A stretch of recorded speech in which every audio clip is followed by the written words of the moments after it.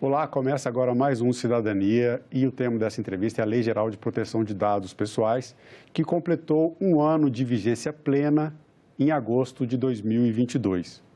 Para falar sobre essa lei, eu recebo agora o advogado, conselheiro do Conselho Nacional de Proteção de Dados Pessoais e Privacidade, Fabrício da Mota Alves. Fabrício, obrigado pela sua presença no Cidadania. Muito obrigado, é um prazer estar aqui na casa mais uma vez. Fabrício, para a gente começar essa conversa, eu vou pedir para você explicar alguns conceitos básicos da lei que vão ajudar as pessoas que estão assistindo a nossa entrevista a entenderem toda a nossa conversa. Primeiro, um ponto importante, né? A diferença entre proteção de dados e privacidade. Agora é até mais fácil explicar a diferença, que nós temos já um direito fundamental à proteção de dados e nós sempre tivemos um direito fundamental à privacidade.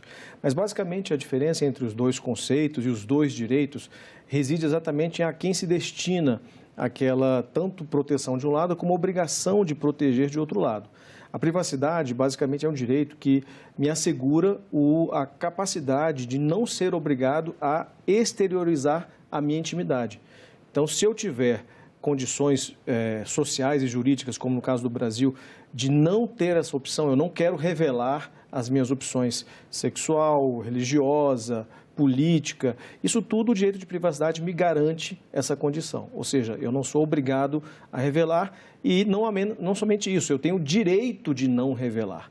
Então, nenhum cidadão, nenhuma empresa, nenhuma organização, nem o próprio Estado teriam condições de arrancar de mim esse direito, porque ele é um núcleo mínimo de proteção que eu tenho. Isso diz respeito à minha intimidade, à minha privacidade e, em última análise, à minha própria dignidade como pessoa humana de viver. Já o direito da proteção de dados é um direito que tem origem no direito de privacidade, mas ele diz respeito à garantia que eu tenho como cidadão de não ter os meus dados pessoais tratados, utilizados por quem quer que seja, de maneira que me prejudique, de maneira que viole outros direitos fundamentais que eu possuo, que seja de uma maneira proporcional e razoável. Então, o direito da proteção de dados é o direito de ter os dados utilizados por outras pessoas ou organizações ou o próprio Estado de maneira razoável, proporcional e respeitando outros direitos que eu tenha. Então, o direito de privacidade me garante um núcleo mínimo de proteção ali sobre a exposição das minhas questões íntimas. E o direito da proteção de dados me garante que os meus dados pessoais, quando tratados por qualquer organização, seja ela pública ou privada, serão tratados de maneira a respeitar a minha individualidade e a minha dignidade. Então, basicamente, os direitos se complementam, até porque são direitos fundamentais agora, mas eles têm núcleos ligeiramente distintos. Um diz respeito ao uso que outros fazem de informações a meu respeito e o outro diz respeito à exposição dessas informações. Basicamente, essa é a diferença. E quais são os principais objetivos da Lei Geral de Proteção de Dados? Quais os impactos dela na nossa vida? A lei se chama Lei de Proteção de Dados, ela pode sugerir que são os dados que estão protegidos, e de fato são. Mas o intuito maior da lei é proteger o cidadão, proteger aquele que a lei chama de titular de dados pessoais, que somos todos nós, pessoas físicas, pessoas naturais, que temos, enfim, esse conjunto de direitos que são agora reunidos na forma desse direito à proteção de dados. Então, a lei ela foi criada com o propósito de conformar, de criar conformidade, de acomodar o uso dessas informações. Então, ela prevê um núcleo de sistemas inicialmente conceituais, fundamentos e princípios. Ela possui muitos princípios que são relevantes, têm que ser observados, o princípio da finalidade, da necessidade, o princípio da prestação de contas, uma série de princípios que garantem que qualquer dado pessoal que for utilizado tem que ser utilizado segundo aqueles princípios. Então, ela tem uma parte inicial que apresenta esse conjunto de informações, ela tem um outro segmento em que ela estatui os direitos que eu passo a ter. São direitos novos como cidadão. Então, como titular de dados, como detentor dos meus próprios dados pessoais, eu passo a ter direitos. Direitos de saber se alguém está utilizando meus dados, ou seja, o direito de confirmação do tratamento, o direito de ter os meus dados corrigidos, A gente pode achar que isso não é relevante, mas experimenta uma companhia de seguros ter uma informação equivocada a seu respeito para ver o impacto disso financeiro numa apólice, por exemplo. Ter o direito de retificação. Uma aprovação de crédito também. Uma aprovação de crédito, perfeito. Qualquer pequena variável que diga respeito à minha pessoa que seja equivocada, ela impacta significativamente. Então, o direito de retificação, o direito de acesso, o direito de exclusão dos dados pessoais, se os dados não forem mais necessários para o tratamento, se os dados forem excessivos, ou seja, nunca deveriam ter sido tratados, eu tenho o direito de exigir que esses dados sejam excluídos da base dessas organizações, empresas ou poder público. Então, a lei estatui uma série de direitos novos, são direitos informacionais que a gente chama, né? Que nos garantem essa condição como titular. E uma parte mais ampla da legislação, talvez a maior parte da LGPD, seja destinada a criar obrigações e requisitos para tratamento dos dados. Essa parte mais significativa da LGPD, ela se destina, claro, a mim como cidadão, mas especialmente àquilo que a gente chama de agentes de tratamento, que são essas organizações que processam, que usam os dados. Eles podem usar? Podem, desde que cumpram os requisitos e os controles e os limites que a LGPD estabelece. Eu posso tratar desde que eu respeite a finalidade, que eu respeite a necessidade, que eu tenha uma adequação entre esses elementos, que eu imprima segurança cibernética também. Eu não posso tratar os dados agora de maneira irresponsável. Então, eu passo a ter obrigações. Isso tudo é a parte mais significativa da LGPD. E um último elemento, digamos assim, da legislação é um elemento que diz respeito às consequências. Ou seja, se eu, organização, pública ou privada, não tratar os dados respeitando esses direitos e essas obrigações, eu estarei sujeito a consequências. Então, foi criada uma autoridade, um órgão público, uma autoridade pública chamada Autoridade Nacional de Proteção de Dados, e essa autoridade ela tem condições de fiscalizar e punir aqueles que estão desrespeitando a legislação e os direitos do titular. Então, basicamente, a lei tem essas 4 segmentações. Ela apresenta uma questão principiológica que determina os seus fundamentos, o seu propósito, um estatuto de direitos, um estatuto de obrigações para os agentes de tratamento e consequências punitivas e fiscalizatórias. Basicamente, é essa a estruturação da LGPD. Junto com a Autoridade Nacional de Proteção de Dados, foi criada também, são os primeiros passos, os primeiros efeitos da lei, o Conselho Nacional de Proteção de Dados Pessoais e Privacidade, do qual você faz parte. Isso. Qual é o papel do Conselho dentro dessa estrutura, dentro dessa nova legislação? O Conselho foi concebido como um órgão privilegiado de representação social. Tanto é assim que o Conselho é formado por representantes da sociedade. São 23 conselheiros titulares e 23 conselheiros suplentes. É um órgão bastante numeroso. Somos 46 conselheiros que representamos setores específicos da sociedade. Eu, por exemplo, tenho o privilégio e a honra de representar o Senado Federal.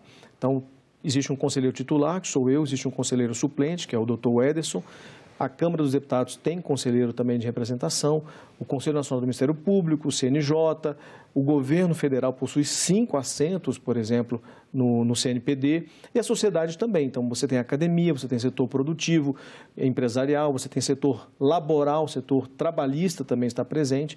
Então, esse conjunto de conselheiros, nós estamos ali para oferecer uma espécie de orientação, de consultoria para a ANPD. Nós somos um conselho consultivo, um órgão consultivo. O papel nosso, obviamente, que é oferecer sugestões e encaminhar assuntos relevantes para a ANPD deliberar e organizar, mas também temos papéis bem definidos na legislação, na LGPD, que dizem respeito, por exemplo, à responsabilidade sobre o papel educacional. A gente fala que proteção de dados não é nada se não houver cultura e conhecimento de proteção de dados, a respeito da proteção de dados. Então, isso que nós estamos fazendo aqui, por exemplo, essa entrevista, esse programa, é um papel excepcional sendo conduzido pelo Senado, mas a ANPD deverá também, através do CNPD, realizar programas semelhantes a esse, iniciativas semelhantes a essa, porque é papel do CNPD direcionar ações educacionais em proteção de dados. Outro papel do CNPD é sugerir diretrizes estratégicas para um documento que ainda não foi elaborado, mas que virá em pouco tempo, que é a Política Nacional de Proteção de Dados.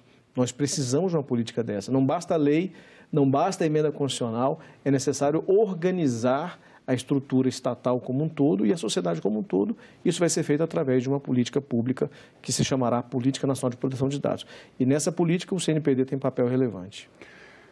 Você falou um pouco, explicando os objetivos da lei, falando sobre a Lei Geral de Proteção de Dados, dando uma explicação sobre essa lei aqui para a gente. Mencionou algumas situações em que a lei se aplica à iniciativa privada e em algumas situações que se aplica ao poder público.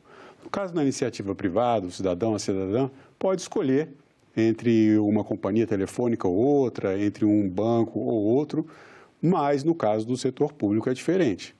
O setor público, ele usa os nossos dados, ele colhe nossos dados desde o nosso nascimento, durante toda a nossa vida, até o fim da nossa vida. Para a iniciativa privada, muitos especialistas consideram que a Lei Geral de Proteção de Dados é uma janela de oportunidades muito mais do que um arcabouço de obrigações. Janela de oportunidades para a reputação, para a imagem da empresa, para a competitividade da empresa. No caso do setor público, a situação é um pouco diferente. As pessoas que vão lidar com o tratamento de dados agora, elas passam a tratar de questões legais. Não existe esse ambiente de competição. Como fica essa diferença de aplicação para a iniciativa privada, se você concorda com essa janela de oportunidades, e no caso do setor público, que cuidados os servidores precisam ter agora com a Lei Geral de Proteção de Dados Pessoais para tratar especialmente no caso das pessoas que lidam diretamente com isso? Marcelo, eu vejo realmente, existem distinções evidentes, né? O setor público ele tem uma finalidade, uma razão de ser completamente diferente da iniciativa privada. Os fundamentos jurídicos e constitucionais para a atuação da iniciativa privada e do setor público são distintas em muitos aspectos, mas nós temos muita comunicação convergente. Eu vejo, por exemplo, muito embora não haja competitividade no setor público de um modo geral, né? O setor público concorre apenas consigo mesmo, ou seja, de que maneira eu posso oferecer serviços públicos ao cidadão da melhor forma possível, atendendo ao princípios constitucionais, como o princípio da eficiência, o princípio da publicidade, de que maneira eu poderia oferecer serviços numa sociedade moderna como hoje, informacional, da melhor maneira possível. E a LGPD ela contribui para esse propósito também. Claro que são questões distintas, né? Mas a LGPD, assim como ela permite a uma empresa privada, por exemplo, organizar-se internamente, porque todos aqueles que passam por um programa de adequação, eles são obrigados a se organizar. Eu preciso ter uma gestão, uma governança dos dados pessoais. Não há como não ter essa governança. Então, eu organizo a minha casa. O poder público tem também uma grande oportunidade de se organizar. E isso tendo impactos evidentes, não somente orçamentários, como acontece com empresas, por exemplo, tem empresas privadas que passam pela adequação e descobrem que tem fluxos que são desnecessários, que elas poderiam, por exemplo, ao invés de ter 5 bases de dados, ter apenas uma. Os dados estão replicados desnecessariamente. Isso gera risco também. Isso gera risco e gera custo, porque tem custo de armazenamento, tem custo de processamento. O poder público tem essa oportunidade também. Então, numa organização interna, numa construção de uma governança de dados pessoais de privacidade, o poder público tem essa condição. É claro que são, como você colocou, questões distintas, mas isso não impede que haja um amadurecimento e uma confiabilidade maior. Tem países, por exemplo, eu vou dar um exemplo da Estônia. A Estônia ela investiu pesadamente em digitalização. Só que você só consegue investir em digitalização se você aumenta a confiança. Hoje, o brasileiro ele usa um sistema, um aplicativo de banco, sem nenhuma dúvida a respeito do funcionamento daquele aplicativo. Porque o sistema financeiro brasileiro conseguiu se digitalizar de tal forma que é o mais eficiente do mundo em termos eletrônicos. Se o governo brasileiro usar a mesma estrutura de pensamento como a Estônia utilizou, de se digitalizar, ampliando a confiabilidade ao grau máximo, você vai ter serviços menos burocráticos. E isso aumenta a confiança do cidadão e também a eficiência. E o mais importante, aumenta a crença de que o poder público, de fato, me ajuda, contribui para a minha existência em sociedade e para os meus negócios. Então, esses aspectos são relevantes. E em relação ao servidor público, Assim como é um funcionário de uma empresa, o servidor público passa a ser também obrigado, vamos colocar assim dessa forma, a compreender o seu papel dentro dessa estrutura, dessa governança. Então, não adianta o poder público investir tempo, recursos humanos e condições para se estruturar, criar uma belíssima governança, documentalmente falando, se o servidor não está treinado, não está preparado para aplicar aquelas políticas. Então, não adianta nada eu ter uma política espetacular, com tecnologia também de ponta, se no fim do dia eu continuo utilizando uma senha fraca ou compartilhando a minha senha com o meu colega do lado. Então, essas fragilidades, que são basicamente humanas, elas tendem a se fragilizar, a se desgastar com o tempo, com o aumento da consciência. Esse aumento dessa consciência depende do treinamento adequado e, obviamente, de um certo controle também sobre o comportamento do servidor. E isso funciona em qualquer ambiente, não é somente em proteção de dados. Há uma necessidade de ter maior cuidado e também conhecimento sobre como lidar com informações, porque agora o dado pessoal é uma informação, é um ativo que tem uma consequência, que tem um risco. Então, assim como qualquer outra informação que sempre foi sigilosa, agora nós temos o dado pessoal. Não é sigiloso em boa parte dos casos, mas é confidencial e deve ser tratado com respeito. E agora protegido por uma garantia da Exatamente. Constituição, né? Você mencionou também uma emenda constitucional que alçou a proteção aos dados pessoais a uma das garantias de direitos fundamentais do artigo 5º. Fabrício, para a gente continuar aqui a conversa, eu vou pedir para você explicar dois outros conceitos importantes.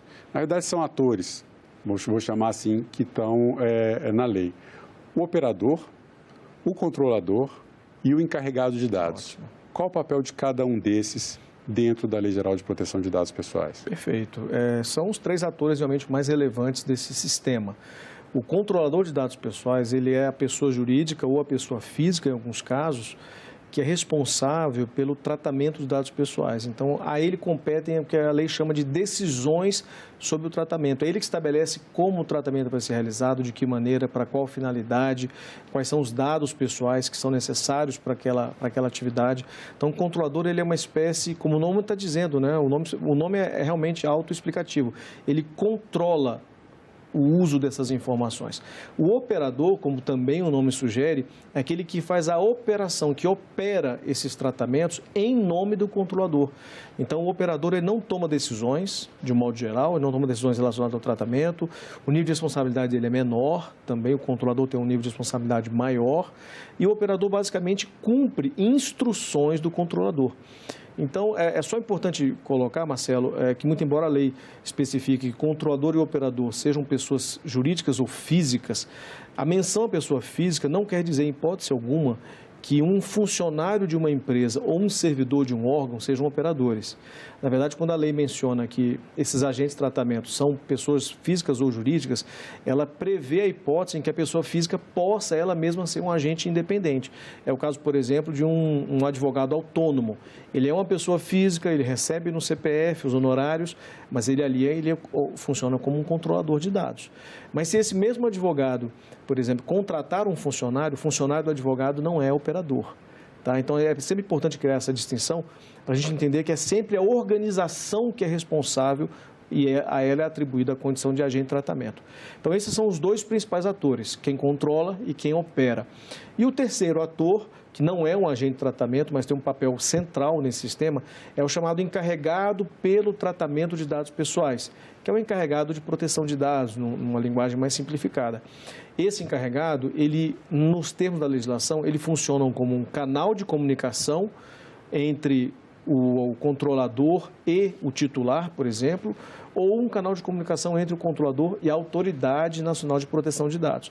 Então, ele tem esse funcionamento, mas é muito mais do que isso, não se limita a ser um canal de comunicação. O encarregado, ele também funciona como alguém que orienta internamente as práticas de proteção de dados. É ele que elabora, por exemplo, as principais avaliações de risco e que orienta a elaboração dessas avaliações de risco. E é ele que assina documentos relevantes relacionados ao risco e à avaliação de maturidade, de conformidade dentro de uma organização. Então, o encarregado tem esse papel privilegiado de ser realmente o ponto central da sua governança de proteção de dados ali no âmbito da LGPD. Então, são os três principais papéis. E falando em risco, a última etapa que entrou em vigência da lei em agosto de 2021 foi justamente a parte das sanções, as temidas sanções da Lei Geral de Proteção de Dados. No caso do setor privado, as multas têm valores muito altos, valores até de 50 milhões. E no caso de incidências de segurança que aconteçam no setor público, como fica a aplicação dessas sanções e como fica a questão também da responsabilidade civil em relação a órgãos e, numa última instância, a possibilidade disso atingir um servidor público. Aí a gente estaria entrando numa outra seara, que é também um ponto de preocupação de servidores, que seria chegar até a improbidade administrativa. Perfeito. No âmbito da proteção de dados, você tem responsabilidade administrativa e a civil, como você colocou. A responsabilidade administrativa ela é sempre aplicável ao agente de tratamento. Então, não é o encarregado que responde, por exemplo, por uma falha, por uma infração à legislação. Quem responde é o controlador ou o operador, porque o operador pode ter encarregado também, não é obrigatório, mas ele pode ter encarregado. Então, no caso de uma responsabilidade administrativa, que é aquela que a ANPD faz valer, existem 9 infrações previstas na legislação. 2 dessas infrações são penas que a gente chama de pecuniárias, que são a multa simples e a multa diária. Como você bem colocou, o teto, digamos assim, da multa é 50 milhões de reais, que é, na verdade, um máximo de percentual de faturamento que a lei permite essa aplicabilidade por infração.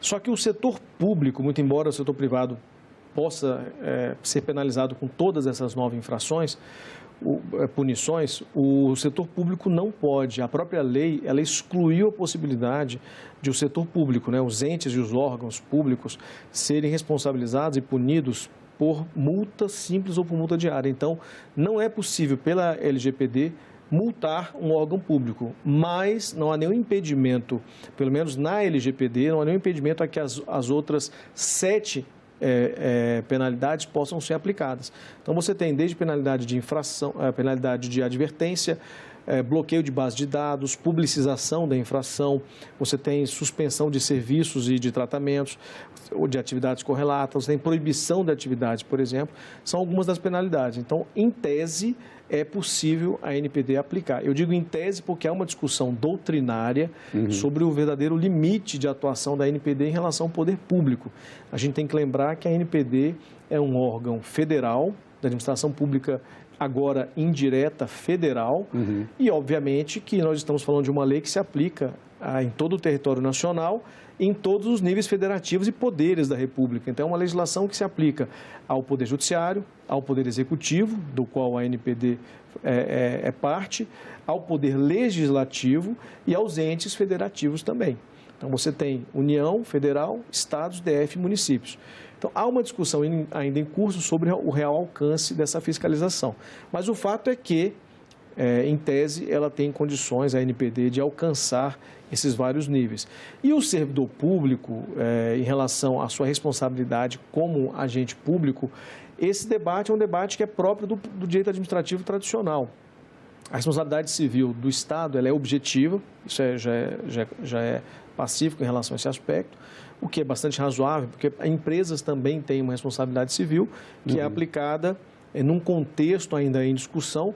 Em alguns aspectos, há quem defenda que nas empresas ela é objetiva e há quem defenda que ela seja subjetiva. Isso não há consenso em relação às empresas. Mas em relação ao Estado, é muito claro que a responsabilidade civil é objetiva. A grande questão é em relação ao direito de regresso eventual e outras consequências, que vão desde consequências disciplinares ao servidor, até mesmo, como você bem mencionou, a improbidade administrativa.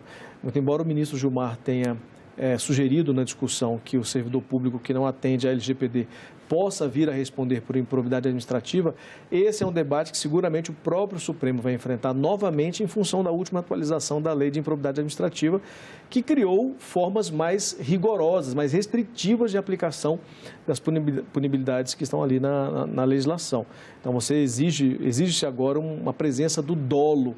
Ou seja, o servidor público, para ser punido na perspectiva da improbidade, ele teria que estar agindo com dolo. Ele propositalmente retirou aquele dado pessoal, copiou aquele dado, levou para casa no computador dele. Nessas condições, eu acredito que a improbidade possa ser algo a se temer. mas em outras realmente é um debate ainda que o próprio Supremo vai voltar a enfrentar muito em breve.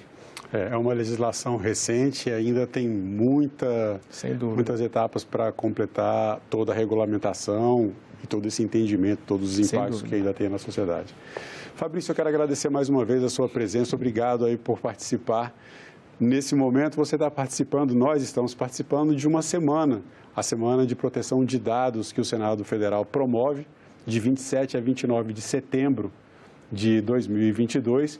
E essa entrevista é parte dessa Semana de Proteção de Dados, que tem o objetivo de incentivar a cultura, promover uma cultura de proteção de dados, que nós falamos aqui, dentro também da instituição do Senado Federal. A entrevista vai ficar disponível no canal da TV Senado, no YouTube, e você pode curtir e compartilhar a nossa entrevista.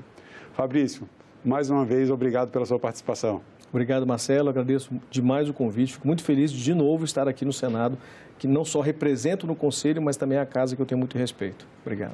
Prazer é nosso em recebê-lo. E eu agradeço também a você que nos acompanha pela TV Senado. Assine o canal da TV Senado no YouTube e ative as notificações. Receba todas as notícias do Poder Legislativo diretamente da fonte. Na TV Senado, democracia todo dia. Obrigado.